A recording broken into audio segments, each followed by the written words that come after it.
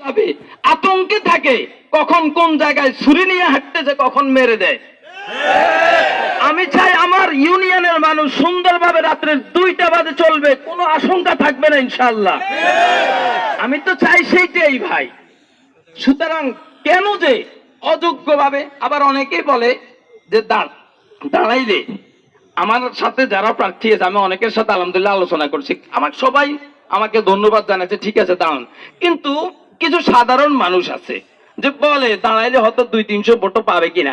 আরে ভাই আপনি আমার সাথে দাঁড়ান, আপনি যদি আমার থেকে বেশি পান তারপরে যে এটা বলতে পারেন যে ওই ব্যক্তি 200-300 ভোট পাইছে, আমি 500 ভোট পাইছি, এই কারণে আমি অযোগ্য। আর তুমি আমার সাথে যদি প্রতিদ্বন্দ্বিতা করে তুমি যদি 10 ভোট পাও, তাহলে আমার প্রতিদ্বন্দ্বিতা, আমার পিছনে কথা বলার কি কারণ? আর অনেকেই বলে যে আসলেই এরা হবে না, ওই সকাল অনেক আগ থেকে কথা হয়েছে না, ভোট দিলে হবে না, এটা কোনো কথা হইলো? মানে ভোট দিলে তো হয় কি রে ভাই, ভোট দিলেই তো। আরেকটা হলো ভোট পৌঁছে যাবে। এখন আপনারা যদি পুরা ইউনিয়নের সবাই যদি বলতে পারেন, একেবারে সবাই, যে অমুকেই এই বছর চেয়ারম্যান, একজনের ব্যাপারে যদি বলেন যে ওই লোকটাই এই বছরের কি, সবাই সম্মতি দেন, আমি নির্বাচন করব না, ঠিক আছে না? কিন্তু এক একজন তো এক এক দিকে আছে না, যদি 5 জনের লোক আছে না, তাহলে হবে কয়জন? বাকিওয়ালাদের অন্য প্রার্থীর ব্যাপারে কেন বলেন না যে অমুকের ভোটটা পৌঁছবে, আমাদের ব্যাপারে কেন বলেন? আরো 5 জনের মাঝে একজন হয়েছে, বাকি 4 জন কি হয়েছে, হয়নি। তাহলে তো 4 জনেরটাই ভোট পৌঁছার কথা।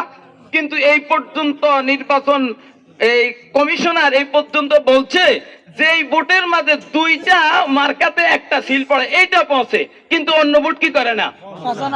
তাহলে কেন বলেন যে ভোট পৌঁছবে? আর ভোট পৌঁছকেই আপনি ইসলামের পক্ষে আসেন, কি বলেন, ঠিক আছে না? ইসলামের পক্ষে আসেন, বলতে পারবেন যে আয় আল্লাহ কমাস কম একটা ইসলামের পক্ষে ভোট দিছি। আর যদি আমার ব্যাপারে সন্দেহ হয়, আমি আটা চুরি করে খাবো, গম চুরি করে খাবো, টিন চুরি করে খাবো, ঘর চুরি করে খাবো, দুর্নীতি করব, সন্ত্রাসী করব, চাঁদাবাজি করব, টেন্ডারবাজি করব, যদি এই ব্যাপারে আপনাদের ধারণা থাকে, আমাকে কেউ ভোট দিয়েন না, ঠিক আছে না? আর যদি এই ব্যাপারে ধারণা না থাকে, একবার, শুধুমাত্র একবার দিয়ে দেখেন, ভাই 5 বছর যাইতে বেশি সময় লাগে না, একবারে শেষ, মুছে ফেলবেন, একেবারে শেষ। বলে না এরা গলাবাজি করছে দেখছি, এই কথাটা বলতে পারেন। এখনো কেউ বলতে পারেন না এটা, কিন্তু এটা বলার জন্য একবার সুযোগ দেন, এরপর আর কখনো দিয়েন না। আমি আর কখনো আসবো না, চেহারাও তো দেখাইতে পারবো না, কেননা দুর্নীতি করতে করতে শেষ। আপনাদের সামনে কিভাবে চেহারা দেখাবো আমি?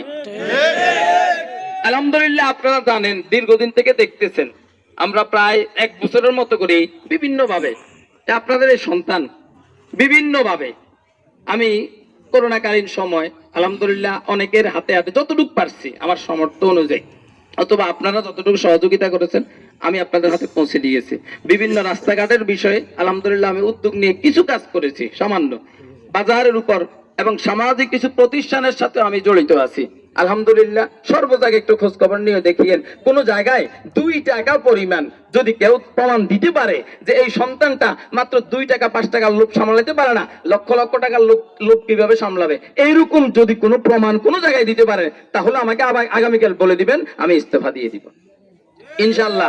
বলে বলতে পারি আমার এইটা আমার ওয়ার্ড, তো দূরে কোনো জায়গাতে এখন প্রোগ্রাম করতেছি না, আমার ওয়ার্ডেও যদি কোনো একজন আমার আশপাশের বাড়ির কেউ যদি বলতে পারে যে কারো একটা ডাব চুরি করে কখনো খাইছি, অথবা এক সুপারি চুরি করে খাইছি, যদি কেউ বলতে পারে, প্রমাণ দিতে পারে, ইনশাআল্লাহ আমি নির্বাচন করব না।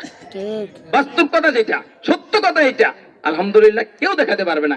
তাহলে মনে করেন আপনাদের এই হাতে গড়া সন্তান যদি আসে, তাহলে কি অবস্থা হবে আল্লাহর রহমতে?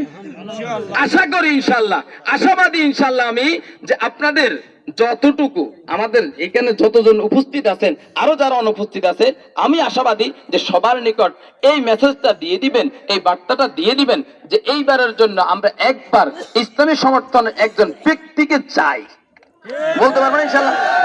মা বোনদের কাছে এই মেসেজটা দিয়ে দিবেন, আমার ভাই ব্রাদার আত্মীয় স্বজন যারা যেইখানে আছে, সেই ফাজিলপুর থেকে করমুল্লাপুর পর্যন্ত আমার এই বিশাল ইউনিয়নটার মাঝে যদি আপনি এই জোয়ারটা দিয়ে দিতে পারেন, সবার কাছে যদি এই বার্তাটা দিয়ে দিতে পারেন, আমার তো মনে হয় সুনিশ্চিত ইনশাআল্লাহ ইসলামের বিজয় আসবে আল্লাহর রহমতে।